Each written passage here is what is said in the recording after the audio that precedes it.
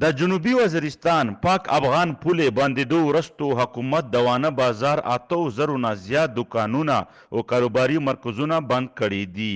د جنوبي وزیرستان ډیپټي کمشنر 13 ورځ په جنوبي وزیرستان وانه کې دفعه 144 هم نفذ کړې ده.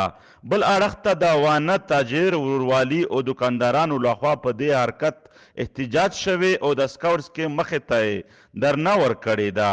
سب ډیویژن وانه کې اوسانو ټاکنو کې د جمعیت علماء اسلام متوقع چیرمن محمد صالح د تاجر وروروالي او دکاندارانو مطالبې په اړه حکومت سره مذاکرات کړي دي کوم چې کامیاب شوي دي او لا دې وروستو پر امنه درنه ختمه کړې شوې ده.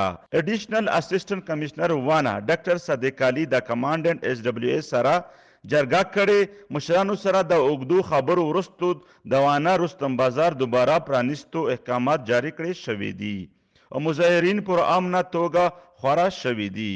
د کیمرا ټیم سره نور علي وزیر وحدت نیوز جنوبي وزیرستان وانه.